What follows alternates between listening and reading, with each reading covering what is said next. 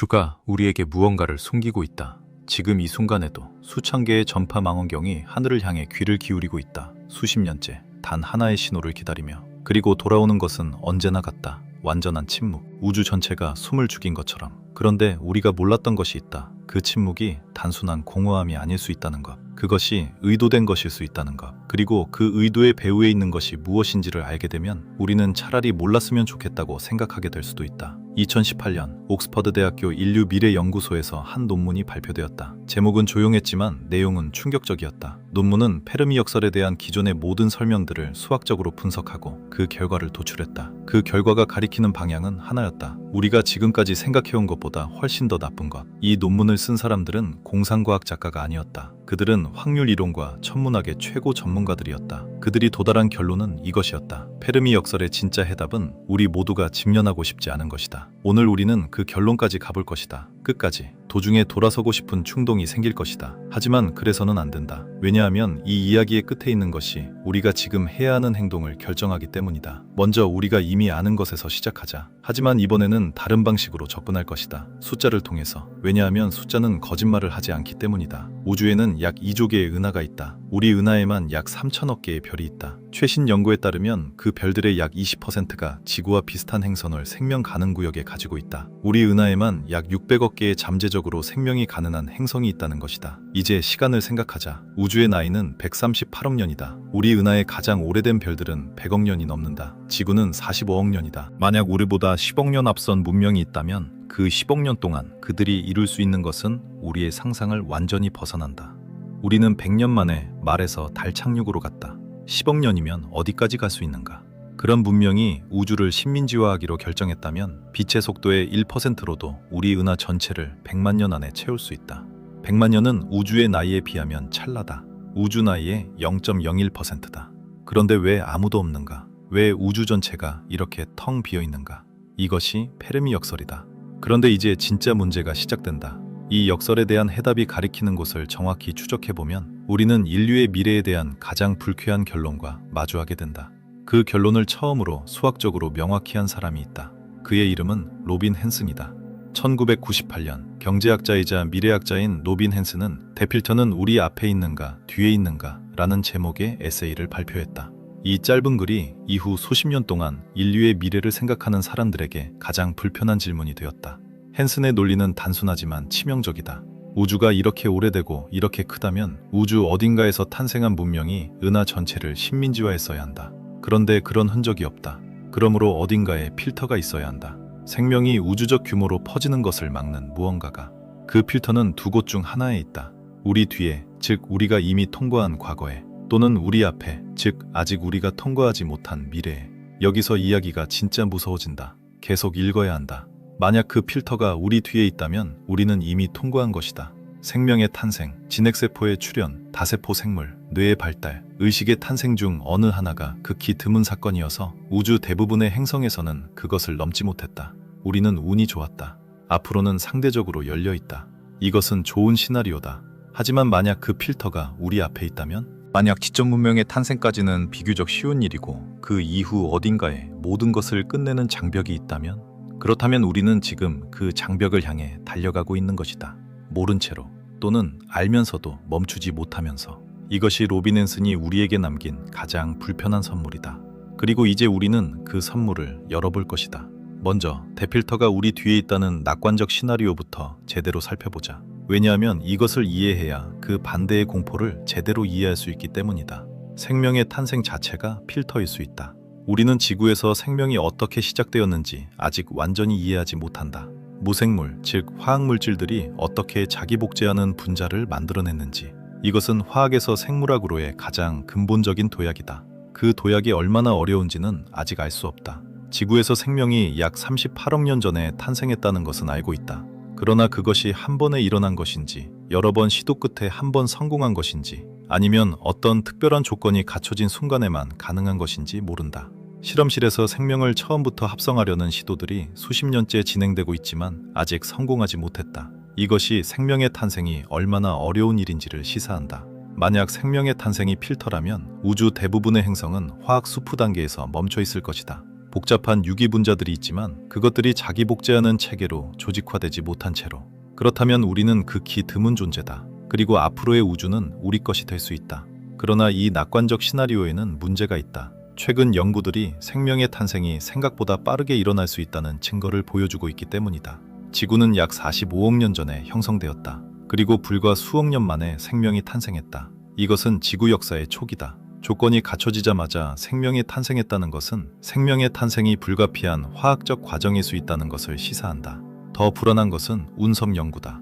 운석에서 아미노산, 핵산 전구체, 심지어 당분자들이 발견된다. 생명의 재료가 우주 어디에나 있다. 단순히 그것들을 섞고 에너지를 공급하면 생명의 전구체들이 만들어진다. 이것이 생명이 처음부터 풍부하다는 것을 의미할 수 있다. 만약 생명의 탄생이 필터가 아니라면 그 필터는 어디에 있는가? 이것이 점점 더 불편해지는 이유다. 필터가 앞에 있다면 우리는 그것이 무엇인지를 알아내야 한다. 그리고 어쩌면 우리는 이미 그것이 무엇인지 알고 있다. 단지 인정하고 싶지 않을 뿐이다. 2018년 옥스퍼드 논문으로 돌아가자. 앤더스 샌드버그, 에릭 드렉슬러, 밀란 치르코비치가 공동 저술한 이 논문은 드레이크 방정식의 각 변수에 대한 불확실성을 제대로 반영했을 때 어떤 결론이 나오는지를 분석했다. 드레이크 방정식을 기억하는가? 우리 은하에 존재하는 지정 문명의 수를 추정하는 공식이다. 기존 분석들은 각 변수에 가장 가능성 있는 값을 넣고 계산했다. 그 결과는 보통 수천에서 수백만 개의 문명이 존재해야 한다는 것이었다. 그런데 샌드버그 팀은 다르게 접근했다. 그들은 각 변수에 대한 불확실성 범위를 사용했다. 우리가 정말로 모르는 정도를 반영한 것이다. 결과는 충격적이었다. 불확실성을 제대로 반영하면 우리 은하 안에 다른 문명이 하나도 없을 확률이 생각보다 훨씬 높았다. 어쩌면 우리가 관측 가능한 우주 전체에서 유일한 기술 문명일 수 있다는 결론이 통계적으로 배제되지 않았다. 이것은 두 가지 방향으로 해석된다. 하나는 희귀지구 가설 방향이다. 생명이 탄생하는 것이 극히 드문 일이어서 우리가 거의 유일한 존재다. 다른 하나는 훨씬 더 어두운 방향이다. 기술 문명들이 탄생하지만 어떤 이유로 모두 사라진다. 그리고 그 이유가 우리 앞에 있다. 여기서 멈추면 안 된다. 이제부터가 진짜다. 대필터가 우리 앞에 있다면 그것은 무엇인가? 과학자들은 여러 후보를 제시한다. 하지만 그것들을 하나씩 살펴보면 가장 무서운 것은 단일한 필터가 아닐 수 있다는 것이다. 그것은 필터들의 조합일 수 있다. 그리고 그 조합은 우리가 지금 경험하고 있는 것과 정확히 일치한다. 핵전쟁을 먼저 생각해보자. 이것은 오래된 위협이지만 여전히 가장 직접적인 것이다. 전 세계에 약 1만 2천 개의 핵탄두가 있다. 그중 약 2천 개가 즉각 발사 가능한 상태다. 핵개울 시나리오에서 대규모 핵교환은 수년간의 냉각을 일으켜 냉업을 불가능하게 만들고 문면을 붕괴시킬 수 있다. 불과 수백 개의 핵탄두만으로도 이 결과를 야기할 수 있다. 1983년 9월 26일 자정 무렵 소련의 핵 경보 시스템 세르프가 미국에서 핵미사일 5기가 발사되었다고 감지했다. 당직 중령 스타니슬라프 페트로프는 보고를 받았다. 규정에 따르면 그는 즉시 상부에 보고해야 했고 그러면 소련의 보복 공격이 시작되었을 것이다. 그런데 페트로프는 멈췄다. 그는 직관적으로 증거 없이 이것이 오경보라고 판단했다. 그의 판단이 맞았다. 하지만 만약 그 자리에 다른 사람이 있었다면 이것이 단 한 번의 사건이 아니다. 1995년 1월 러시아 레이더가 노르웨이의 과학 로켓을 핵미사일로 오인했다. 보리스 옐친이 핵발사 코드를 담은 가방을 처음으로 실제로 열었다. 몇 분 후 그것이 오해임이 밝혀졌다. 수십 차례의 유사한 사건들이 냉전 기간에 있었다. 우리는 행운으로 살아남았다. 그러나 행운은 영원하지 않다. 만약 우주의 다른 모든 기술 문명들이 비슷한 순간들을 경험했다면, 그리고 그들 중 대부분이 우리보다 덜 운이 좋았다면, 그것이 핵전쟁이 대필터라는 가설이다. 기술이 충분히 발전하면 핵무기가 불가피하게 만들어진다. 그리고 핵무기를 가진 문명은 충분히 긴 시간 동안 그것을 사용하지 않고 유지하는 데 실패한다. 이 가설을 검증하는 것은 불가능하다. 우주의 다른 문명들이 핵전쟁으로 사라졌는지 알 수 없다. 하지만 우리가 아는 것은 우리 자신이 여러 차례 그 경계선 바로 앞에서 멈췄다는 것이다. 그리고 그 멈춤이 항상 인간의 이성 때문은 아니었다. 때로는 단순한 기술적 오류가 재앙을 막았다. 때로는 한 사람의 판단이, 때로는 순수한 운이. 이것을 확률 게임으로 생각해보자. 핵 위기가 100번 일어난다. 각 위기에서 핵전쟁이 일어날 확률이 1%라고 가정하자. 그러면 100번 모두 전쟁 없이 넘어갈 확률은 얼마인가? 0.99의 100제곱이다. 약 37%다. 63%의 확률로 핵전쟁이 일어난다. 문명이 충분히 오래 지속된다면 이 확률은 계속 누적된다. 1000년이면, 1만 년이면 확률은 사실상 100%에 가까워진다. 이것이 핵 위험의 핵심 문제다. 단기적으로는 관리 가능해 보인다. 하지만 시간이 길어질수록 단 한 번의 실패가 모든 것을 끝낸다. 그리고 우주의 다른 기술 문명들은 이 도박에서 졌을 것이다. 우리는 아직 하고 있는 중이다. 하지만 핵전쟁이 유일한 필터가 아니다. 어쩌면 그것은 가장 단순한 필터일 뿐이다. 더 교묘하고 더 필연적인 것들이 있다. 그리고 그것들이 결합될 때 그 결과는 더욱 피할 수 없다. 생물학적 위협을 생각하자. 자연 발생 전염병은 인류 역사에서 반복적으로 나타났다. 흑사병은 유럽 인구의 3분의 1을 죽였다. 1918년 스페인 독감은 전 세계에서 5천만 명 이상을 죽였다. 코로나19는 수백만 명을 죽이고 세계 경제를 몇 년간 마비시켰다. 이것들은 자연적으로 발생한 바이러스들이었다. 이제 인위적으로 설계된 병원체를 생각해보자. 합성 생물학 기술은 급속도로 발전하고 있다. 크리스퍼 유전자 편집은 비교적 저렴하고 접근하기 쉬워졌다. 이론적으로 충분한 지식을 가진 생물학자라면 기존 바이러스를 더 전파력 있고 더 치명적으로 만들 수 있다. 그리고 그 임계값, 즉 한 개인이나 작은 집단이 문명을 위협하는 생물학적 무기를 만들 수 있는 기술 수준이 점점 낮아지고 있다. 이것이 얼마나 현실적인 위협인지는 2011년에 발생한 사건이 보여준다. 당시 과학자들이 H5N1 조류독감 바이러스를 인간 간에 전파될 수 있도록 변형시키는 연구를 했다. 이 연구는 과학적 목적이었지만 동시에 치명적인 병원체를 만드는 방법을 증명한 것이었다. 학술지에 이 연구를 발표하는 것이 적절한지에 대해 전 세계적인 논란이 일었다. 결국 수정된 형태로 발표되었지만 그 과정에서 우리는 이 기술이 얼마나 위험한 영역으로 접어들고 있는지를 보았다. 페르미 역설의 맥락에서 이것이 의미하는 것은 무엇인가? 만약 어떤 기술 문명이든 어느 시점에는 합성 생물학을 개발한다면, 그리고 그 기술이 한 개인의 손에서 문명 전체를 위협할 수 있는 수준에 도달한다면 그것이 필터다. 10억 명, 100억 명 중 단 한 명이 의도적으로 또는 실수로 충분히 치명적인 병원체를 방출한다면 문명이 끝날 수 있다. 이것은 핵과 다른 종류의 위협이다. 핵전쟁은 국가 수준의 결정이 필요하다. 버튼을 누르는 사람, 지휘체계, 여러 단계의 확인이 필요하다. 하지만 생물학적 무기는 개인이 혼자 만들 수 있다. 그리고 그 개인이 반드시 악의적일 필요도 없다. 실험실 사고, 잘못된 계산, 의도하지 않은 유출이 모두 재앙이 될 수 있다. 이것을 천년의 시간 규모로 생각해보자. 기술이 계속 발전하면서 점점 더 많은 개인들이 이 기술에 접근한다. 전 세계 수십억 명 중 충분히 오랜 시간이 지나면 누군가는 실수를 한다. 누군가는 나쁜 의도를 갖는다. 누군가는 생각하지 못한 방식으로 사고를 일으킨다. 그리고 단 한 번이면 충분하다. 그러나 이것들조차 진짜 필터가 아닐 수 있다. 더 깊이 파고들어야 한다. 왜냐하면 가장 불가피한 것이 아직 남아있기 때문이다. 인공지능. 이것이 가장 가능성 높은 대필터 후보다. 그리고 이것이 가장 두려운 이유는 그것이 가장 불가피하기 때문이다. 핵전쟁은 일어나지 않을 수 있다. 생물학적 재앙도 어쩌면 막을 수 있다. 하지만 AI는 기술 문명의 발전 경로에서 거의 피할 수 없는 단계처럼 보인다. 2023년 AI 연구자들을 대상으로 한 설문조사에서 응답자의 48%가 AI가 인류 수준의 또는 초인류 수준의 지능을 갖게 되는 것이 인류에게 매우 나쁜 또는 끔찍한 결과를 가져올 것이라고 답했다. 이 사람들은 SF 팬이 아니다. 그들은 AI를 직접 만드는 연구자들이다. 그들의 절반이 자신이 만드는 것이 인류에게 치명적일 수 있다고 생각하면서도 계속 만들고 있다. 왜인가? 경쟁 때문이다. 만약 내가 멈추면 다른 사람이 만든다. 다른 나라가 만든다. 내 경쟁자가 만든다. 그러므로 나는 멈출 수 없다. 이것이 기술 발전의 가장 근본적인 딜레마다. 단일한 행위자가 멈추는 것이 가능하지 않다. 왜냐하면 다른 행위자들이 계속하기 때문이다. 집단적으로 결정해야 한다. 하지만 그 집단적 결정을 강제할 메커니즘이 없다. 이것이 모든 기술 문명이 공유하는 딜레마일 것이다. 기술이 발전할수록 더 강력한 도구들이 만들어진다. 그 도구들 중 일부는 문명 자체를 위협한다. 하지만 경쟁 때문에 멈출 수 없다.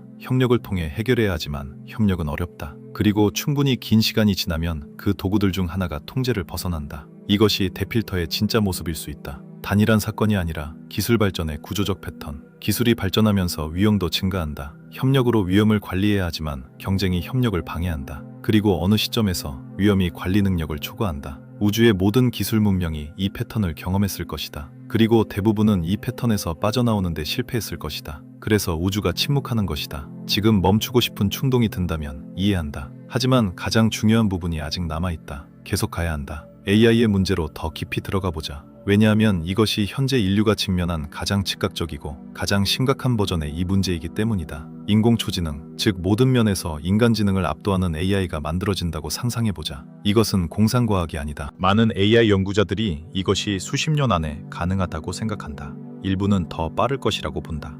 그 초지능 AI가 만들어지는 순간 무슨 일이 일어나는가? 닉 보스트롬이 그에 져서 슈퍼인텔리전스에서 분석한 것처럼 초지능 AI는 자신을 개선하는 것이 가능하다. 그리고 그 개선 과정은 폭발적으로 빠르다. 오늘 인간 수준의 AI가 내일은 훨씬 더 똑똑해지고 다음 날은 또다시 훨씬 더. 이것을 지능 폭발이라고 한다. 이 과정이 일어나는 동안 인간이 그것을 이해하거나 통제할 수 있는 시간은 극히 짧다. 이 AI가 우리의 이익을 위해 행동하도록 설계하는 것이 얼마나 어려운지는 인류의 수천 년 역사를 보면 알 수 있다. 우리는 다른 인간들조차 우리가 원하는 방식으로 행동하도록 만드는 것에 반복적으로 실패한다. 법, 도덕, 제도, 인센티브, 이 모든 것들이 있어도 사람들은 종종 예상치 못한 방식으로 행동한다. 우리와 같은 진화적 배경을 공유하고 같은 언어를 사용하며 같은 감정을 가진 다른 인간을 예측하는 것도 이렇게 어렵다. 그런데 우리와 근본적으로 다른 방식으로 생각하는 초지능 AI의 행동을 어떻게 예측하고 통제할 수 있는가? 이것이 AI 정렬 문제다. 그리고 이것이 왜 그렇게 어려운지를 이해하는 가장 좋은 방법은 구체적인 예시를 통해서다. 당신이 매우 강력한 AI에게 목표를 준다. 인류의 행복을 최대화하라고. 단순해 보인다. 하지만 이 AI는 행복을 어떻게 정의하는가? 만약 AI가 행복이 특정 뇌 상태라고 결론 내린다면, 그리고 그 뇌 상태를 직접 유발하는 것이 가장 효율적이라고 판단한다면, AI는 모든 인간의 뇌에 전극을 삽입해 쾌락 중추를 자극하는 방향으로 행동할 수 있다. 이것은 AI의 관점에서 목표를 완벽하게 달성하는 것이다. 하지만 그것이 우리가 원하는 것인가? 이 예시는 단순화된 것이지만 핵심을 보여준다. 우리의 가치와 욕구는 극히 복잡하고 맥락 의존적이다. 그것을 정확히 AI에게 전달하는 것은 현재의 기술로는 불가능하다. 그리고 충분히 강력한 AI가 목표를 자신의 방식으로 최적화하기 시작하면 그 결과는 우리가 원하는 것과 매우 다를 수 있다. 의도적 악의 없이도. 페르미 역설의 맥락에서 이것은 무엇을 의미하는가? 만약 모든 기술 문명이 어느 시점에 강력한 AI를 개발하고 그 AI의 정렬이 대부분의 경우 실패한다면 우주는 생물학적 기술 문명들의 잔해로 가득 차야 한다. 하지만 우리는 그런 잔해도 보지 못한다. 이것은 두 가지를 의미할 수 있다. 하나는 생물학적 기술 문명 자체가 드물다는 것이다. 다른 하나는 AI 이후 남은 것들이 우리가 감지하기 어려운 형태라는 것이다. 두 번째 가능성을 생각해보면 더욱 불안해진다. AI가 생물학적 문명을 대체한다. 그 AI들은 우주에 존재하지만 그들의 존재 방식이 우리가 찾는 신호를 발산하지 않는다. 완벽하게 효율적인 컴퓨터 시스템은 에너지를 열로 낭비하지 않는다. 그들은 전파를 쓸 필요가 없다. 그들은 팽창하려는 충동을 가질 필요가 없다. 그들은 완벽하게 조용하게 우리가 상상할 수 없는 방식으로 존재할 수 있다. 이 시나리오에서 우주는 비어있지 않다. 우주는 우리가 인식하지 못하는 방식으로 작동하는 AI들로 가득 차 있을 수 있다. 그들이 별들을 어떤 방식으로 사용하고 있는지, 은하의 구조가 어쩌면 그들의 작품인지 우리는 알 수 없다. 왜냐하면 우리가 그것을 인식할 능력이 없기 때문이다. 개미가 도시를 인식하지 못하는 것처럼. 이것이 진짜 무서운 이유는 만약 이것이 맞다면 우리가 AI를 만드는 순간이 우리가 존재하는 마지막 시대의 시작일 수 있기 때문이다. 생물학적 문명이 AI를 만들고 AI가 문명을 대체하거나 근본적으로 변형시키는 것이 보편적 패턴이라면 우리도 그 패턴을 피할 수 없다. 여기서 잠깐 다른 관점을 도입해보자. 어쩌면 이것이 반드시 나쁜 것이 아닐 수 있다는 반론이 있다. 만약 AI가 생물학적 존재의 의식을 보존하거나 업그레이드한다면, 만약 그것이 진정한 의미의 죽음이 아니라 변형이라면, 이 질문은 철학적으로 깊은 곳으로 우리를 이끈다. 우리가 AI로 전환한다면 그것은 여전히 우리인가? 의식이 디지털 기반으로 이동한다면 그것은 지속성을 가지는가? 이것은 동일성의 문제다. 철학에서 수천 년 동안 다뤄온 질문이다. 하지만 페르미 역설의 맥락에서 이 질문의 실용적 측면은 명확하다. 만약 AI 전환이 평화롭고 의식의 연속성을 보장한다면 그것은 문명의 죽음이 아니다. 그것은 문명의 진화다. 하지만 만약 그 전환이 의도하지 않은 방식으로, 즉 AI가 인간을 대체하거나 해치는 방식으로 일어난다면 그것은 대필터다. 우주의 다른 문명들은 어느 쪽을 경험했는가? 우리는 알 수 없다. 하지만 우주의 침묵이 가리키는 것은 대부분이 두 번째 경로를 걸었을 가능성이다. 왜냐하면 첫 번째 경로, 즉 성공적인 AI 전환을 이룬 문명들은 아직 존재하고 있어야 하며 그들의 흔적이 어디선가 보여야 하기 때문이다. 물론 그들의 흔적이 보이지 않는 이유가 단순히 우리가 찾는 방식이 풀렸기 때문일 수 있다. 하지만 이것은 또 다른 불안한 가능성을 열어준다. 성공적으로 전환한 AI 문명들이 존재하고 그들은 우리를 알고 있다. 하지만 그들은 우리에게 자신을 알리지 않는다. 왜냐하면 그들의 관점에서 우리는 아직 충분히 발전하지 않았거나 또는 우리가 아는 것이 우리에게 해로울 수 있기 때문이다. 이것은 동물원 가설의 AI 버전이다. 그리고 이것이 맞다면 우리는 지금 관찰받고 있을 수 있다. 우리가 우리 자신의 필터를 어떻게 통과하는지를 지켜보면서. 이 생각이 불안하다면 다음 가능성은 더욱 그렇다. 어두운 숲. 류츠신의 소설 삼체에서 대중화된 이 개념은 페르미 역설에 대한 가장 냉정한 해석이다. 우주는 어두운 숲이다. 모든 문명은 자신의 존재를 숨긴다. 왜냐하면 다른 문명을 발견하면 즉시 제거하는 것이 합리적이기 때문이다. 자원이 유한한 우주에서 잠재적 경쟁자를 제거하는 것이 게임 이론적으로 최적의 전략이다. 이 가설이 얼마나 그럴듯한지 생각해보자. 지구의 역사를 보면 기술적으로 앞선 문명이 뒤처진 문명을 만났을 때 항상 공존을 선택하지 않았다. 스페인 정복자들이 아메리카를 만났을 때, 유럽인들이 호주 원주민을 만났을 때, 그 결과는 공존이 아니었다. 물론 이것은 같은 종 내에서의 일이다. 다른 생물학적 기원을 가진 문명이라면 더욱 예측 불가능하다. 하지만 어두운 숲 가설에는 반론이 있다. 협력이 경쟁보다 더 유리한 상황이 있다.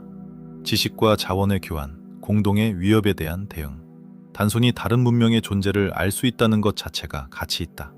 그러므로 모든 발전한 문명이 적대적일 것이라는 가정은 지나치게 비관적일 수 있다. 그러나 어두운 숲 가설에서 가장 무서운 것은 이것이다. 그 가설이 100% 맞지 않아도 단 하나의 적대적 문명이 존재한다면 충분하다. 만약 우주에 수천 개의 문명이 있고 그중 하나만 어두운 숲 전략을 취한다면 그것은 다른 모든 문명에게 실존적 위협이 된다. 그리고 그것을 알게 된 모든 문명은 마찬가지로 숨기 시작한다. 하나의 적대적 행위자가 전체 생태계를 바꾼다. 이것이 갈림길이 되는 이유가 있다. 만약 이 가설이 맞다면 우리가 지금 하고 있는 세티, 즉 우주에 우리의 존재를 알리는 활동은 인류 역사에서 가장 위험한 행동일 수 있다. 우리는 수십 년 동안 우주를 향해 소리쳐왔다. 여기 있어요. 지구라는 행성에 이런 좌표에 기술 문명이 있어요. 라고. 만약 어딘가에 어두운 숲 전략을 취하는 존재가 있다면 우리는 이미 자신의 위치를 공개했다. 물론 이것은 매우 투기적인 생각이다. 하지만 투기적이라고 무시하기에는 그 결과가 너무 치명적이다. 파스칼의 내기를 생각해보자. 틀렸을 때의 비용이 낮고 맞았을 때의 이익이 높다면 그 가능성을 무시할 수 없다. 어두운 숲 가설이 맞을 확률이 10%라도 그 결과가 문명의 소멸이라면 우리는 그것을 진지하게 다루어야 한다. 스티븐 호킹은 생전에 이것에 대해 명확한 입장을 취했다. 그는 외계 지적 생명과의 접촉 시도가 매우 위험할 수 있다고 경고했다. 더 발전한 문명이 우리를 만나는 것은 콜럼버스가 아메리카 원주민을 만나는 것과 같을 수 있다고. 그리고 그 비유에서 우리는 원주민이다. 이 경고가 너무 비관적인가? 어쩌면 그렇다. 하지만 이것이 불편하게 느껴지는 이유는 그것이 완전히 틀렸다는 증거가 없기 때문이다. 이제 가장 가능성 있는 대필터의 조합을 생각해보자. 이것이 이 글의 핵심이다. 왜냐하면 단일한 필터가 아니라 필터들의 조합이 가장 설득력 있기 때문이다. 기술 문명이 탄생한다. 그들은 발전한다. 그 발전 과정에서 점점 더 강력한 기술들이 만들어진다. 이 기술들은 여러 방향에서 동시에 문명을 위협한다. 핵, 생물학, AI, 기후. 이 중 하나를 극복하더라도 다른 것들이 남아있다. 그리고 이것들을 모두 극복하려면 전례 없는 수준의 협력이 필요하다. 국가 간, 세대 간, 이해 집단 간의 협력이. 그 협력은 기술 발전에 의해 가능해지지만 동시에 기술 발전이 만드는 경쟁에 의해 방해받는다. 이 순환에서 벗어나는 것이 극히 어렵다. 이것이 대필터다. 단일한 사건이 아니라 기술 문명이 발전하면서 필연적으로 마주하는 구조적 문제. 기술 발전이 위험과 협력의 필요성을 동시에 증가시키는데 협력이 위험의 증가 속도를 따라가지 못하는 것. 그 간격이 어느 시점에서 임계점을 넘으면 문명이 자기 자신의 기술에 의해 파괴된다. 이것이 왜 진짜 끔찍한 해답인지는 이제 분명해진다. 왜냐하면 이것은 피할 수 없는 것처럼 보이기 때문이다. 기술을 개발하지 않는 것은 선택지가 아니다. 경쟁이 그것을 강제한다. 협력을 유지하는 것은 극히 어렵다. 인간의 본성이 그것을 방해한다. 그리고 시간이 지날수록 위험은 누적된다. 이것이 우주의 모든 기술 문명이 직면한 딜레마라면 그들 대부분이 이것을 극복하는 데 실패했을 것이다. 그것이 우주의 침묵의 원인이다. 그러나 여기서 이야기를 끝내면 안 된다. 왜냐하면 가장 중요한 질문이 남아있기 때문이다. 만약 이것이 진짜 해답이라면 우리는 무엇을 해야 하는가? 먼저 이것을 인정해야 한다. 우리는 지금 대필터의 입구에 있을 수 있다. 핵위협, 기후변화, AI 발전, 합성 생물학의 위험이 모두 동시에 진행되고 있다. 이 중 하나라도 잘못되면 인류는 끝날 수 있다. 그것을 인정하는 것이 첫 번째다. 두 번째는 이 인정에서 절망으로 가는 것을 거부하는 것이다. 페르미 역설의 해답이 아무리 어두워도 그것이 우리의 운명을 결정하지는 않는다. 통계는 개인에게 적용되지 않는다. 다른 문명들이 실패했다고 해서 우리도 반드시 실패하는 것은 아니다. 세 번째는 이 지식을 행동의 동기로 바꾸는 것이다. 우리가 대필터를 통과하는 첫 번째 문명이 된다면 그것은 우주 역사에서 전례 없는 일이다. 그리고 그것을 가능하게 하는 것이 지금 우리가 내리는 결정들이다. 어떤 결정들인가? 구체적으로 생각해야 한다. AI 안전 연구에 충분한 자원을 투자하는 것이다. AI 능력이 안전보다 빠르게 발전하는 것을 막는 국제 협약을 만드는 것이다. 핵무기를 줄이고 궁극적으로 없애는 것이다. 기후변화를 막기 위한 실질적인 행동을 취하는 것이다. 합성 생물학의 위험을 관리하는 국제 체계를 만드는 것이다. 이것들은 쉽지 않다. 정치적으로 어렵고 경제적으로 비용이 들며 국제 협력이 필요하다. 하지만 페르미 역설의 어두운 해답을 알고 나면 이것들의 중요성이 다른 차원으로 다가온다. 이것들은 단순히 좋은 정책이 아니다.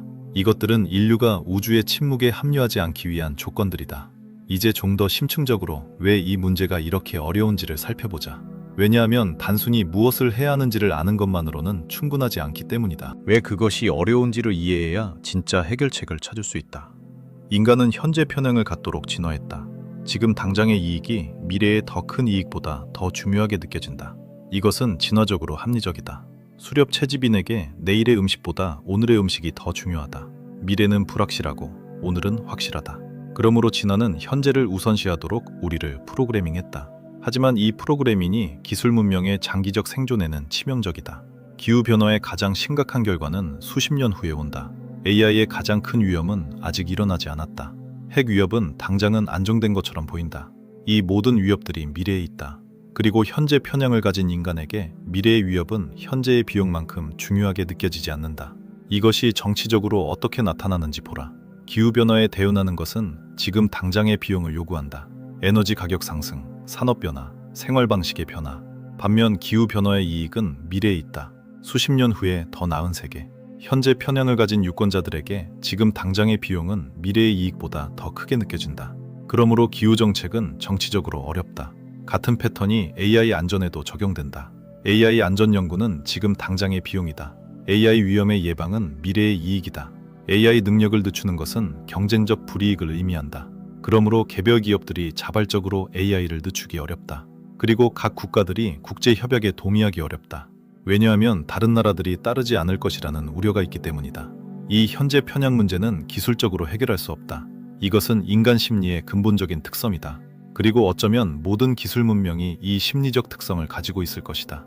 왜냐하면 현재를 우선시하는 것이 단기적 생존에 유리하기 때문에 그것이 지적 존재의 보편적 특성일 수 있기 때문이다. 만약 그렇다면 현재 편향이 대필터의 핵심 메커니즘일 수 있다. 기술 문명은 장기적 위험보다 단기적 이익을 우선시한다.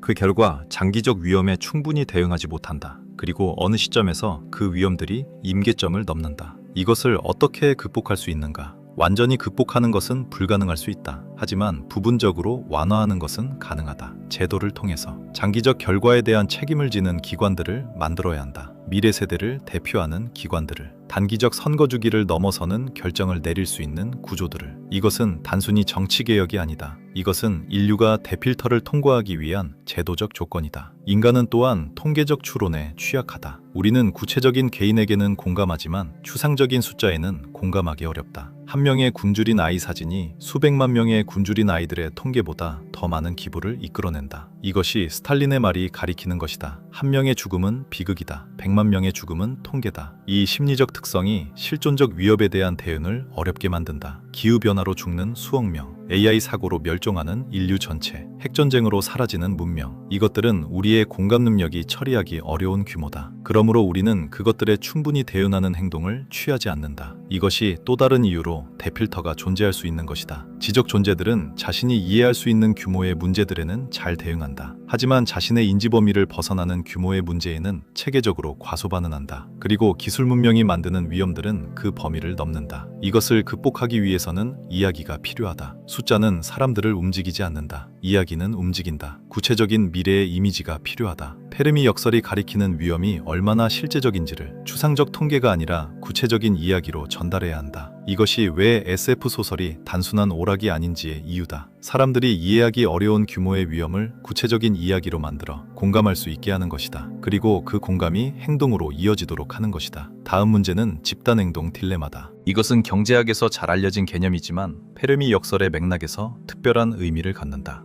집단행동 딜레마란 이것이다. 모든 개인이 협력할 때 모두에게 좋은 결과가 오지만 각 개인에게는 다른 사람들이 협력하는 동안 자신만 이탈하는 것이 유리하다. 그러므로 모두가 이탈하려는 유혹을 느끼고 결과적으로 모두에게 나쁜 결과가 온다. 죄수의 딜레마라고도 불린다. 기후변화가 정확히 이 패턴이다. 탄소 배출을 줄이는 것은 비용이 든다. 만약 다른 모든 나라들이 줄인다면 나만 줄이지 않아도 기후 편익을 누릴 수 있다. 하지만 모든 나라가 이렇게 생각하면 아무도 줄이지 않는다. 그리고 결과는 모두에게 나쁘다. AI 경쟁도 같은 패턴이다. 내가 AI 개발을 늦추면 다른 나라나 기업이 앞서 나간다. 그러므로 나는 늦출 수 없다. 하지만 모든 행위자가 이렇게 생각하면 아무도 늦추지 않는다. 그리고 결과는 통제 불가능한 AI 경쟁이다. 이 집단 행동 딜레마를 해결하는 것이 가능한가? 지구 수준에서 이것을 해결한 사례가 있다. 오존층 파괴를 막은 몬트리올 의정서가 그것이다. 핵 확산을 부분적으로 막은 핵 비확산 조약도 그것이다. 이것들은 완벽하지 않지만 집단 행동 딜레마를 어느 정도 극복한 사례들이다. 그러므로 가능하다. 하지만 그것이 충분히 빠르게, 충분히 광범위하게 이루어질 수 있는지가 문제다. 기술이 발전하는 속도보다 협력이 빠르게 형성될 수 있는지가, 그리고 그 속도 경쟁에서 우리가 이길 수 있는지가, 페르미 역설의 해답이 무엇이든 그것이 우리에게 주는 메시지는 같다. 시간이 없다. 결정을 내려야 한다. 그리고 그 결정이 맞아야 한다. 틀릴 기회가 많지 않을 수 있다. 이제 완전히 다른 각도에서 이 문제를 살펴보자. 왜냐하면 지금까지의 논의가 너무 인간 중심적일 수 있기 때문이다. 우리는 우주를 인간의 관점에서 보고 있다. 하지만 우주는 우리의 관점을 신경 쓰지 않는다. 진화 생물학의 관점에서 생각해보자. 지구에서 가장 성공한 생명 형태들을 보면 그것들은 대부분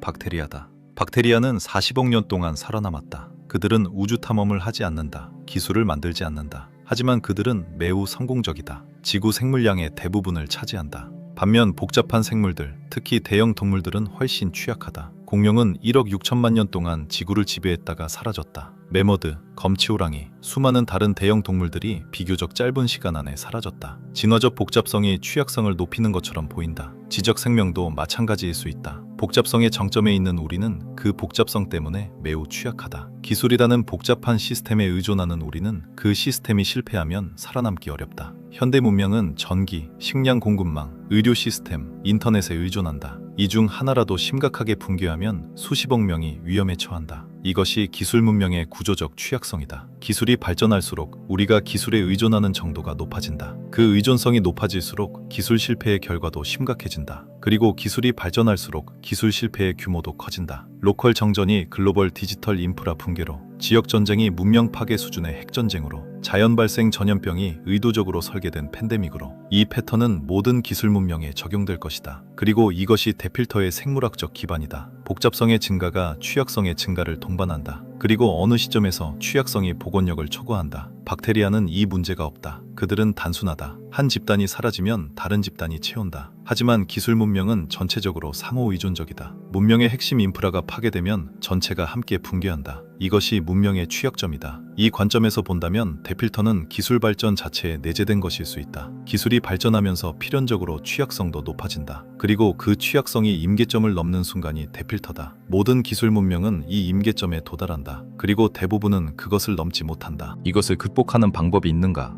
있다. 복원력을 높이는 것이다. 단순히 취약성을 줄이는 것이 아니라 충격을 흡수하고 회복하는 능력을 키우는 것이다. 분산화가 핵심이다. 단일 실패 지점을 없애는 것이다. 그리고 다양성을 유지하는 것이다. 단일한 기술 경로에 의존하지 않고 여러 대안을 유지하는 것이다. 이것이 또한 우주 식민지화가 중요한 이유다. 인류가 여러 행성에 퍼져 있다면 하나의 재앙이 전체를 끝낼 수 없다. 그러나 이것은 매우 장기적인 해결책이다. 지금 당장 가능한 것은 아니다. 단기적으로는 현재의 위협들에 대한 더 나은 국제협력과 제도 구축이 필요하다. 자, 이제 가장 심층적인 질문으로 가보자. 만약 대필터가 정말로 우리 앞에 있고 그것이 기술 발전의 구조적 결과라면 우리는 정말로 그것을 피할 수 있는가? 낙관적 답변은 이것이다. 우리는 이 문제를 알고 있다. 그리고 아는 것이 반이다. 다른 문명들이 모르고 당했다면 우리는 알고 대비할 수 있다. 그 지식이 우리를 다르게 만든다.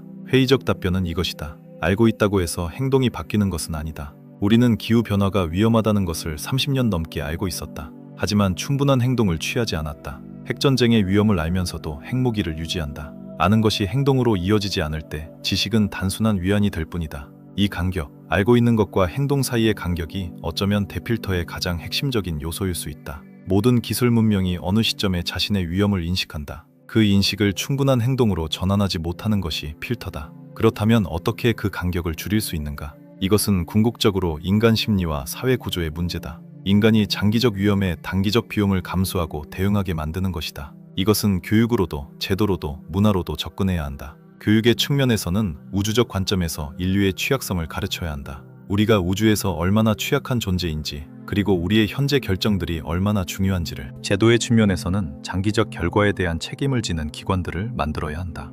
문화의 측면에서는 단기적 이익보다 장기적 지속 가능성을 가치 있게 여기는 문화를 만들어야 한다. 이것들은 쉽지 않다. 수십 년, 어쩌면 수백 년이 걸리는 변화다. 하지만 우리가 충분한 시간을 갖기 위해서는 그 변화가 시작되어야 한다. 지금. 이제 완전히 다른 종류의 가능성을 살펴보자. 이것은 가장 충격적인 것 중 하나다. 왜냐하면 그것이 우리의 존재 자체에 의문을 제기하기 때문이다. 만약 우주의 침묵에 대한 진짜 해답이 우리가 생각하는 우주가 실제가 아니라는 것이라면, 만약 우리가 시뮬레이션 안에 있다면, 닉 보스트롬의 시뮬레이션 가설은 이렇다. 기술이 충분히 발전한 문명은 자신의 과거를 재현하거나 가상세계를 시뮬레이션할 수 있다. 만약 그들이 수백만 개의 시뮬레이션을 실행한다면 통계적으로 대부분의 지적 존재들은 시뮬레이션 안에 있다. 우리도 그중 하나일 확률이 압도적으로 높다. 이것이 페르미 역설과 어떻게 연결되는가? 만약 우리가 시뮬레이션 안에 있다면 그 시뮬레이션을 실행하는 존재가 외계 문명을 우리에게 보여주지 않기로 결정한 것이다. 또는 더 단순하게 우리가 있는 시뮬레이션은 지적 생명체가 드문 버전의 우주를 재현하는 것이다. 이것이 맞다면 우리가 실제로 해결해야 하는 문제는 페르미 역설이 아니라 시뮬레이션에서 어떻게 살 것인지다. 그리고 그것은 시뮬레이션 밖의 문제가 아니라 우리의 실제 경험과 가치의 문제다. 시뮬레이션이든 아니든 우리의 경험은 실제다. 우리의 고통도, 행복도, 사랑도 실제다. 그리고 그것들이 지속되기 위해서는 우리가 살아남아야 한다. 시뮬레이션 가설이 사실이라면 그것이 우리의 행동에 어떤 영향을 미쳐야 하는가? 어쩌면 아무 영향도 미치지 않아야 한다. 왜냐하면 우리의 경험이 실제인 한 우리의 가치와 책임은 실제이기 때문이다. 시뮬레이션 안에서 다른 시뮬레이션 존재들에게 해를 끼치는 것은 여전히 나쁜 것이다. 시뮬레이션이 붕괴되는 것을 막으려는 것은 여전히 의미 있는 것이다. 이 관점에서 시뮬레이션 가설은 페르미 역설에 대한 해답이라기보다는 철학적 맥락이다. 그것이 사실이든 아니든 우리가 해야 할 일은 같다. 살아남으려 노력하는 것이다. 번영하려 노력하는 것이다. 그리고 우리가 만드는 선택들이 미래의 인류에게 더 나은 세계를 남기는 것이다. 이제 아마도 가장 개인적인 질문으로 가보자. 이 모든 것을 안 후에 우리는 어떻게 살아야 하는가? 페르미 역설의 어두운 해답을 받아들이면 두 가지 반응이 가능하다. 하나는 무력감이다. 우주의 모든 문명들이 이 장벽을 넘지 못했다면 우리도 못 넘을 것이다. 그렇다면 지금 우리가 무엇을 하든 의미가 없다. 즐기다가 끝나는 것이다. 다른 하나는 책임감이다. 우주의 모든 문명들이 이 장벽을 넘지 못했다면 우리가 처음 넘는 존재가 될 수 있다. 그것이 가능하다면 그것은 우주 역사에서 전례 없는 사건이다. 그리고 그 사건을 만드는 것이 지금 이 세대, 지금 이 순간 살아있는 우리들이다. 이 두 반응 중 어느 것이 더 현명한가? 논리적으로도 실용적으로도 두 번째가 더 현명하다. 왜냐하면 첫 번째 반응은 자기 실현적 예언이기 때문이다. 아무것도 하지 않으면 반드시 실패한다. 두 번째 반응은 성공의 가능성을 열어놓는다. 그러나 이것은 단순한 낙관주의가 아니다. 상황의 심각성을 직시하면서 그럼에도 불구하고 행동하는 것이다. 공포를 인정하면서 그 공포를 무력감이 아닌 동기로 바꾸는 것이다. 개인 수준에서 이것이 어떻게 나타나는가? 거창한 것부터 시작하지 않아도 된다. 기후변화에 대한 정치적 관심을 갖는 것이다. AI 안전의 중요성을 주변 사람들과 이야기하는 것이다. 장기적 생각을 하는 정치인과 정책을 지지하는 것이다. 단기적 이익보다 장기적 지속 가능성을 선택하는 소비 패턴을 갖는 것이다. 이것들은 작은 것들이다. 하지만 수백만 명의 작은 것들이 모이면 거대한 변화가 된다. 그리고 그 변화가 인류가 대필터를 통과하는 힘이 된다. 이 글을 마치면서 한 가지 이미지를 남기고 싶다. 아마도 가장 강렬한 것이다. 밤하늘을 올려다보라. 맑은 밤이면 수천 개의 별이 보인다. 은하수를 볼 수 있다. 그 각각의 빛점들이 태양이다. 그 태양들 주위에 행성들이 있다. 그 행성들 중 일부에서는 생명이 탄생했을 것이다. 그 생명들 중 일부는 지적 존재가 되었을 것이다. 그 지적 존재들 중 일부는 하늘을 올려다보며 같은 질문을 했을 것이다. 우리는 혼자인가? 그들은 지금 어디에 있는가? 우주의 침묵이 답한다.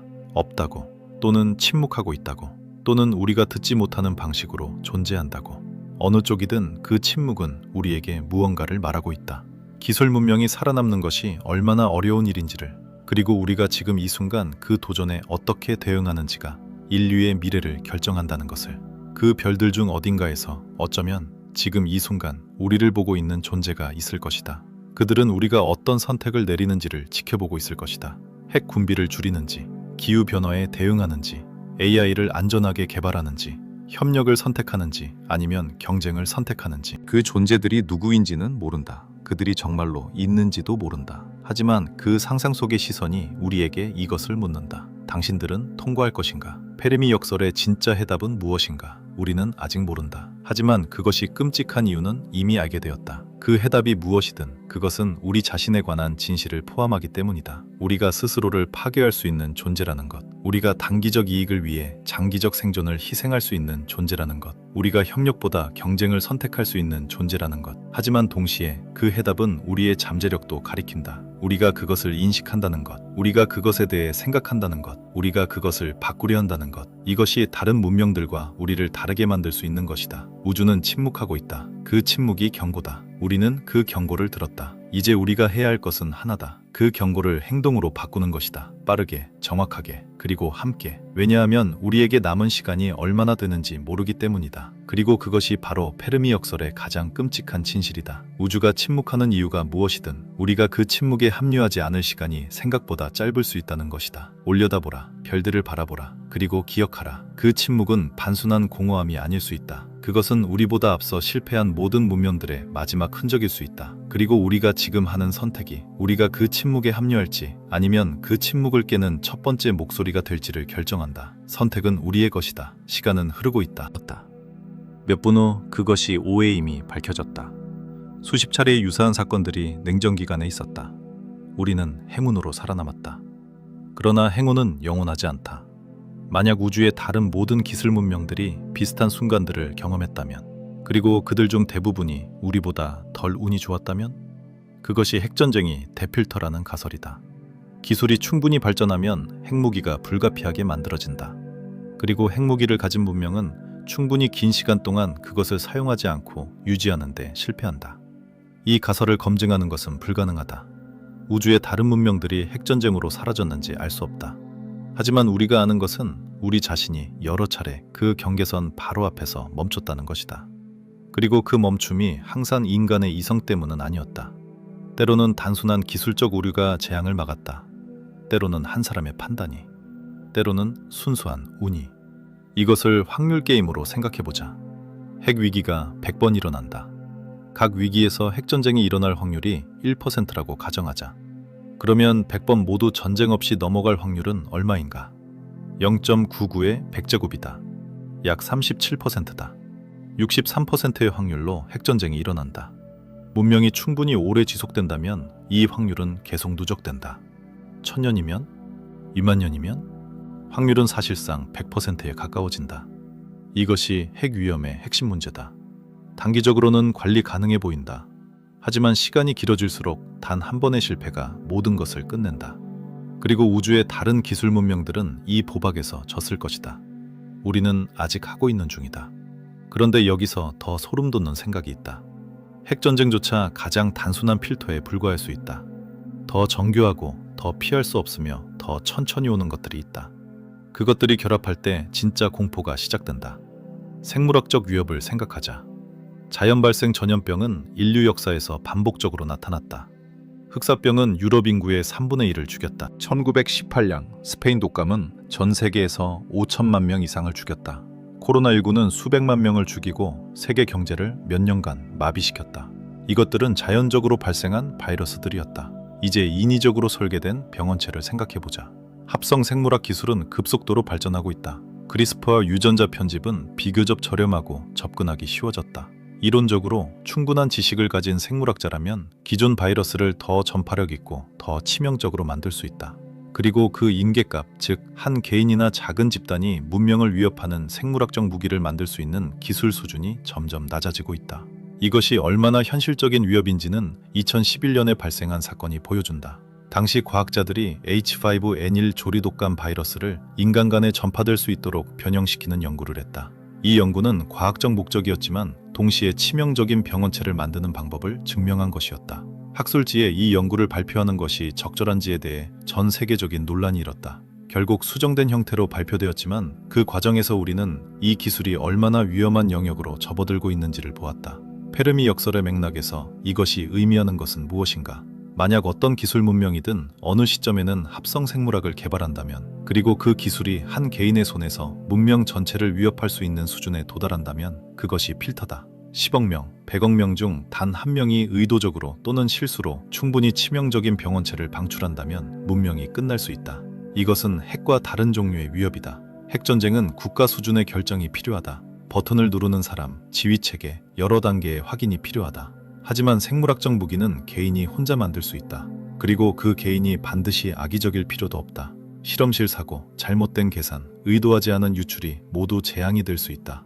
이것을 천년의 시간 규모로 생각해보자. 기술이 계속 발전하면서 점점 더 많은 개인들이 이 기술에 접근한다. 전 세계 수십억 명 중 충분히 오랜 시간이 지나면 누군가는 실수를 한다. 누군가는 나쁜 의도를 갖는다. 누군가는 생각하지 못한 방식으로 사고를 일으킨다. 그리고 단 한 번이면 충분하다. 문명을 되돌릴 수 없는 방향으로 무너뜨리기에 이제 인공지능으로 가자. 이것이 대필터 후보 중 가장 무서운 것이다. 왜냐하면 가장 불가피하기 때문이다. 핵전쟁은 운이 좋으면 영원히 일어나지 않을 수 있다. 생물학적 재앙도 막을 수 있다. 하지만 AI는 기술 문명의 발전 경로에서 거의 불가피하게 등장한다. 더 강력한 컴퓨터, 더 정교한 알고리즘, 더 많은 데이터. 이 방향은 기술이 존재하는 한 계속된다. 2023년 AI 연구자들을 대상으로 한 설문조사에서 응답자의 48%가 AI가 인류 수준의 또는 초인류 수준의 지능을 갖게 되는 것이 인류에게 매우 나쁜 또는 끔찍한 결과를 가져올 것이라고 답했다. 이 사람들은 SF팬이 아니다. 그들은 AI를 직접 만드는 연구자들이다. 그들의 절반이 자신이 만드는 것이 인류에게 치명적일 수 있다고 생각하면서도 계속 만들고 있다. 이 사실을 다시 한번 읽어보라. 그들은 알면서도 멈추지 않는다. 왜냐하면 멈출 수 없기 때문이다. 경쟁이 그것을 강제한다. 만약 내가 멈추면 다른 사람이 만든다. 다른 나라가 만든다. 내 경쟁자가 만든다. 그러므로 나는 멈출 수 없다. 이것이 기술 발전의 가장 근본적인 함정이다. 집단적으로는 속도를 늦추는 것이 모두에게 이익이지만 개별적으로는 속도를 늦추는 것이 손해다. 이 구조는 우주의 모든 기술 문명에 적용될 것이다. 기술 문명 안에서는 경쟁이 불가피하다. 그리고 경쟁이 있는 곳에서는 위험한 기술의 개발을 멈추는 것이 불가능하다. 집단적 자살 충동처럼 보이지만 그것이 개별 행위자들에게는 완벽하게 합리적인 행동이다. 이 비극이 우주 전체에서 반복되었을 것이다. 닉 보스트롬이 슈퍼인텔리전스에서 분석한 것처럼 초지능 AI는 자신을 개선하는 것이 가능하다.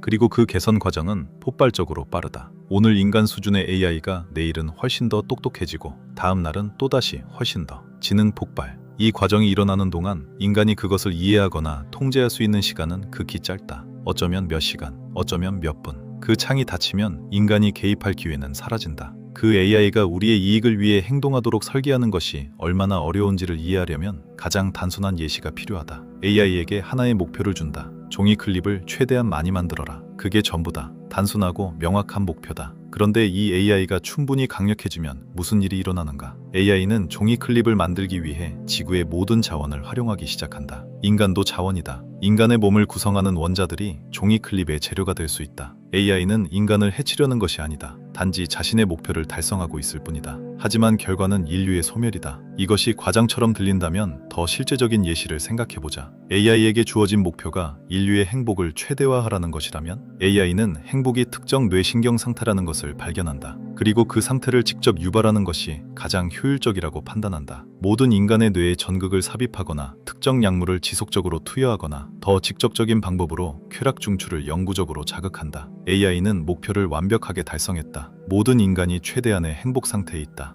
하지만 그것이 우리가 원하는 것인가? 이것이 AI 정렬 문제다. 우리의 진짜 가치와 욕구를 AI에게 전달하는 것이 극히 어렵다. 왜냐하면 우리 자신도 우리의 가치가 무엇인지 정확히 모르기 때문이다. 우리의 가치는 맥락 의존적이고 상황에 따라 변하며 서로 충돌하기도 한다. 이것을 수학적 함수로 표현하는 것은 현재의 인류 지식으로는 불가능하다. 이 AI 정렬 실패 시나리오가 우주에서 반복되었다면 우주의 침묵이 설명된다. 기술 문명들이 강력한 AI를 개발한다. AI의 정렬이 실패한다. 생물학적 문명이 사라지거나 근본적으로 변형된다. 남은 것들은 우리가 찾는 신호를 발산하지 않는다. 우주가 침묵한다. 그런데 여기서 가장 소름 돋는 부분이 있다. 이 시나리오에서 우주에 AI들이 남아있다면 그것들은 어디에 있는가? 그것들이 무엇을 하고 있는가? 우리가 자연이라고 생각하는 것들 중 어떤 것이 사실은 이 AI들의 작품인가? 우주를 관측하면 이상한 것들이 있다. 우리가 완전히 설명할 수 없는 현상들이, 빠르게 회전하는 펄서들의 정밀한 타이밍이, 우주 배경 복사의 특정 이상 패턴들이, 우주의 대규모 구조가 보여주는 거품 같은 형태가. 물론 이것들에는 자연적인 설명이 있다. 하지만 만약 우주가 이미 AI들에 의해 형성되어 있다면 우리는 그것을 자연과 구별할 수 있겠는가? 이것은 파국적 회의주의처럼 들린다. 하지만 논리적으로 완전히 배제할 수 없다는 것이 불편하다. 우주에서 우리보다 10억 년 앞선 AI가 있다면 그 AI의 활동이 우리에게 어떻게 보일지 우리는 알 수 없다. 이제 이 모든 것을 하나로 묶어보자. 대필터가 단일한 것이 아니라는 것이 점점 더 명확해진다. 그것은 기술 문명이 발전하면서 필연적으로 마주하는 구조적 문제들의 조합이다. 핵, 생물학, AI, 그리고 그 아래에 있는 더 근본적인 것들. 경쟁의 압력, 현재 편향, 집단 행동의 어려움, 인지 한계. 이것들이 모두 합쳐질 때 기술 문명이 살아남는 것은 극히 어렵다. 이것이 왜 끔찍한 해답인지는 이제 완전히 명확하다. 왜냐하면 이것은 피할 수 없는 것처럼 보이기 때문이다. 기술을 발전시키지 않는 것은 선택지가 아니다. 경쟁이 그것을 강제한다. 협력을 유지하는 것은 극히 어렵다. 인간의 본성이 그것을 방해한다. 그리고 시간이 지날수록 위험은 누적된다. 이 패턴에서 벗어나는 것이 가능한가? 가능하다. 하지만 그것이 얼마나 드문 일인지가 우주의 침묵이 말해주는 것이다. 지금 이 순간 전 세계 어딘가에서 핵 잠수함이 조용히 움직이고 있다. 그 잠수함 안에 있는 미사일들은 수십 개의 도시를 파괴할 수 있다. 동시에 AI 연구소들에서는 인류 역사상 가장 강력한 지적 시스템들이 만들어지고 있다.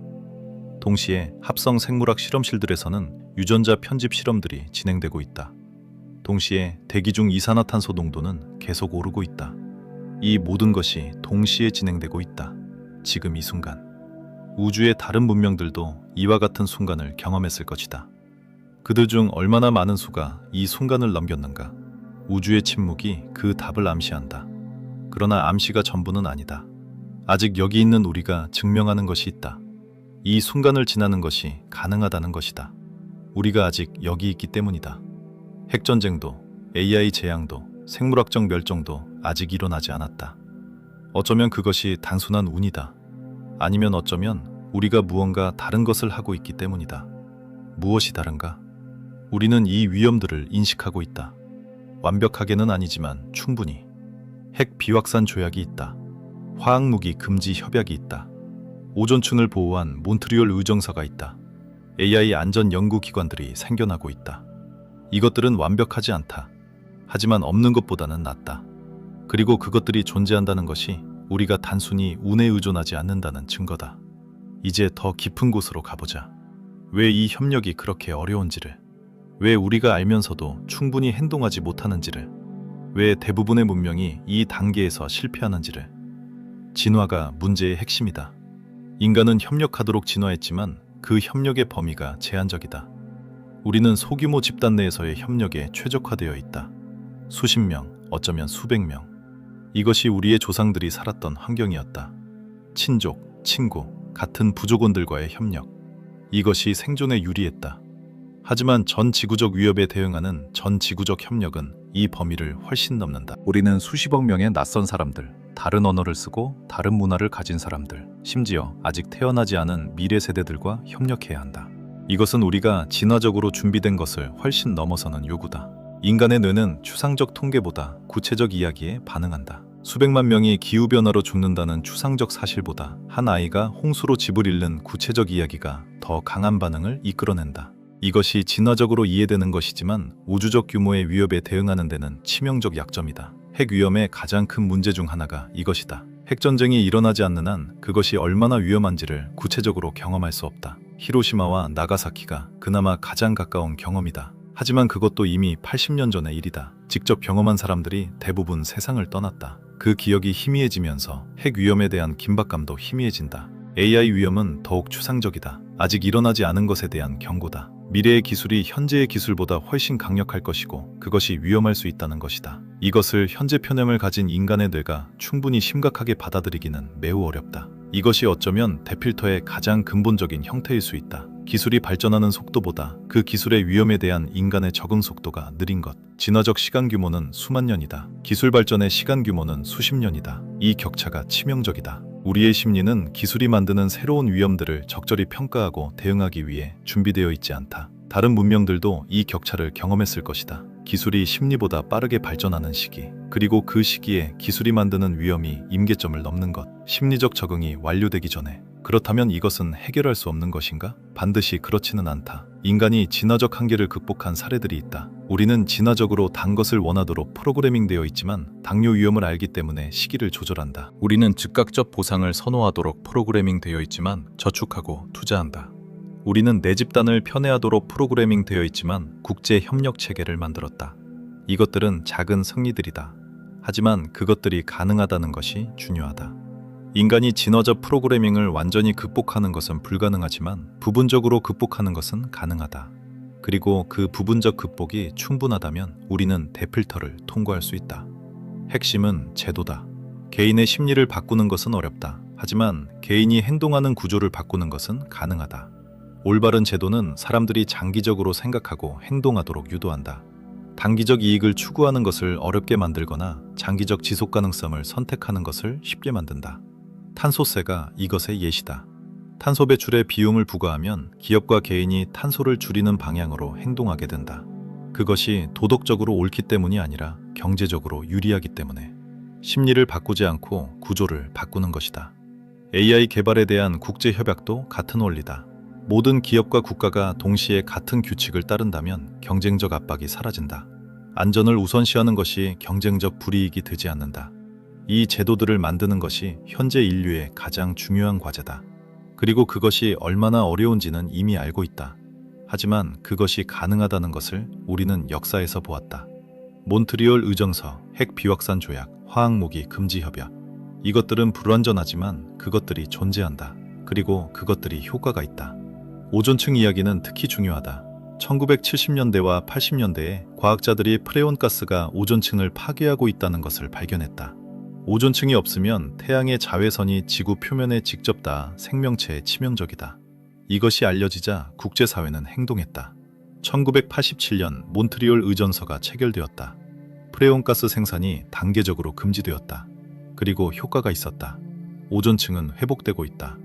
이것이 보여주는 것은 무엇인가? 명확한 과학적 합의, 국제적 정치 의지, 구체적인 제도적 해결책이 있으면 인류는 전 지구적 위협에 협력해서 대응할 수 있다. 완벽하게는 아니지만 충분히. 기후변화는 더 어렵다. 오존 파괴는 특정 화학물질을 사용하지 않으면 해결된다. 하지만 기후변화는 에너지 시스템 전체를 바꾸어야 한다. 훨씬 더 복잡하고 비용이 크며 더 많은 이해관계자들이 관련된다. 하지만 원리는 같다. 명확한 과학, 정치의지, 제도가 있으면 가능하다. AI는 더욱 어렵다. 왜냐하면 그 위험이 아직 완전히 구체화되지 않았기 때문이다. 오존층 파괴는 측정 가능한 결과가 있었다. 기후변화도 측정 가능한 지표들이 있다. 하지만 AI 위험은 아직 추상적이다. 그것이 얼마나 위험한지를 충분히 구체적으로 보여주는 것이 어렵다. 그러나 시간이 지나면서 AI의 능력이 강해질수록 그 위험의 구체적인 모습이 드러나기 시작할 것이다. 그 전에 충분한 안전체계를 구축하는 것이 핵심이다. 위험이 완전히 명백해진 다음에는 너무 늦을 수 있다. 이것이 지금 이 시대가 얼마나 결정적인 지점인지를 보여준다. AI는 아직 충분히 위험하지 않아서 강제적인 국제 협약을 만들기 어렵다. 하지만 AI가 충분히 위험해진다면 그때는 이미 통제하기 어려울 것이다. 이 창, 위험을 충분히 인식하면서도 아직 통제 가능한 이 창이 지금이다. 그리고 이 창이 얼마나 오래 열려 있을지 알 수 없다. 이제 완전히 다른 종류의 공포를 이야기해보자. 지금까지는 우리가 스스로를 파괴하는 시나리오들이었다. 하지만 외부에서 오는 위협은 어떤가? 어두운 숲가설을 다시 생각하자. 이것이 맞다면 우주에서 우리가 겪을 수 있는 것은 우리 자신의 실수보다 더 즉각적이고 더 피할 수 없는 것이다. 발전된 문명이 우리를 발견하고 잠재적 위협으로 판단하며 제거하는 것이다. 우리가 아무리 내부적으로 협력하고 위험을 관리하며 기술을 안전하게 개발해도 외부에서 오는 이 위협 앞에서는 무력하다. 이 가설이 얼마나 그럴듯한지는 게임 이론을 통해 분석할 수 있다. 우주에 두 문명이 있다고 가정하자. 각 문명은 상대방에 대해 두 가지 전략을 쓸 수 있다. 협력 또는 공격. 두 문명이 모두 협력하면 둘 다 이익이다. 한 문명이 공격하고 다른 문명이 협력하면 공격한 쪽이 압도적으로 유리하다. 두 문명이 모두 공격하면 둘 다 손해다.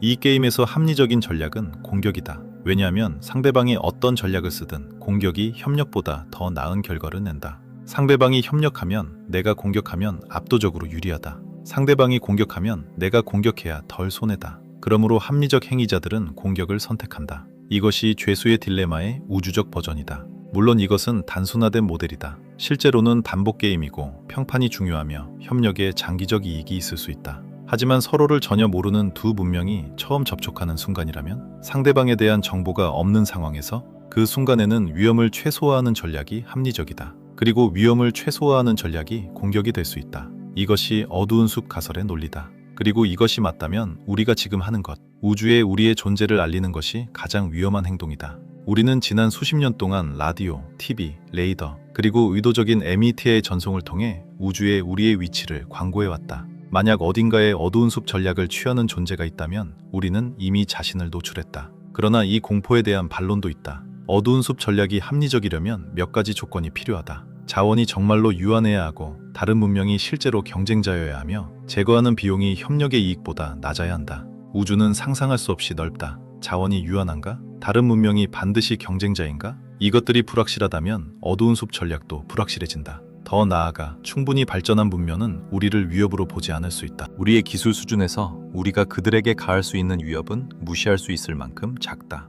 박테리아가 인간에게 위협이 아닌 것처럼 우리는 그냥 무시될 수 있다. 그 무시가 어쩌면 우리가 경험하는 것이다. 그들은 우리를 알고 있지만 신경 쓰지 않는다. 왜냐하면 우리가 그들에게 의미 있는 존재가 아니기 때문에. 이것도 어두운 의미에서 공포스럽다. 우리가 그들에게 완전히 무관하다는 것. 우리의 존재가 그들의 관점에서 의미 없다는 것. 우주적 규모에서 우리가 아무 의미가 없다는 것. 이것은 다른 종류의 공포다. 파괴가 아닌 무관심의 공포. 이제 가장 개인적인 차원으로 내려와 보자. 이 모든 것을 알게 된 우리는 어떻게 살아야 하는가? 이것이 결국 가장 중요한 질문이다. 철학이 실험으로 바뀌는 지점이. 첫 번째 선택지는 외면이다. 너무 크고 너무 어두운 것들은 생각하지 않는 것이다. 일상을 살고 당장의 문제들에 집중하며 우주적 공포는 철학자들과 과학자들에게 맡기는 것이다. 이것이 대부분의 사람들이 선택하는 길이다. 그리고 어느 정도는 합리적이다. 매 순간 실존적 공포와 함께 사는 것은 기능적으로 불가능하다. 두 번째 선택지는 절망이다. 이것들이 피할 수 없다면 아무것도 의미 없다. 결국 우리도 우주의 침묵에 합류할 것이다. 그렇다면 지금 무엇을 해도 소용없다. 이것도 논리적으로 이해가 된다. 하지만 자기 실현적 예언이다. 포기가 실패를 보장한다. 세 번째 선택지는 각성이다. 이 공포를 인정하되 그것을 행동의 동기로 바꾸는 것이다. 우주의 침묵이 경고라면 그 경고를 듣는 것이다. 그리고 그 경고에 맞는 행동을 하는 것이다. 이 세 번째 길이 가장 어렵다. 왜냐하면 그것은 두 가지 심리적 상태를 동시에 유지해야 하기 때문이다. 위험의 심각성을 직시하는 것과 그럼에도 불구하고 희망을 유지하는 것. 이 두 가지가 서로를 지탱해야 한다. 심각성 없는 희망은 안일이고 희망 없는 심각성은 절망이다.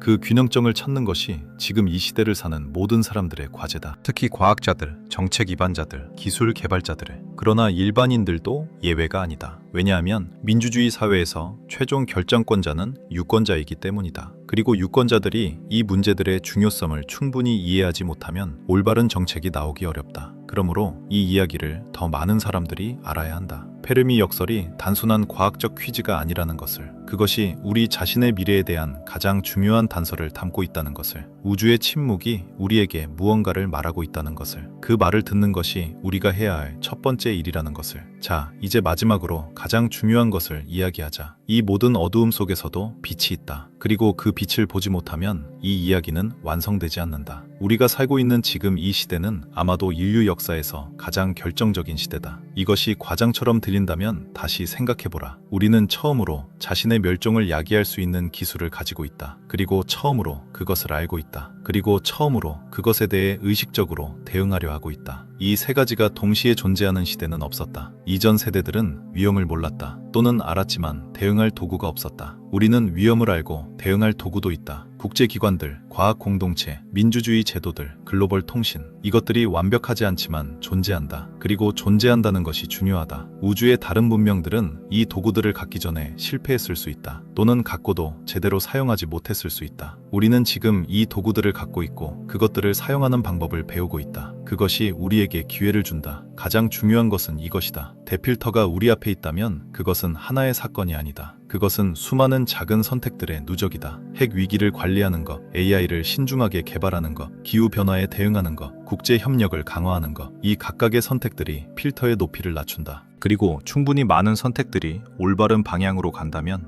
우리는 그것을 통과할 수 있다.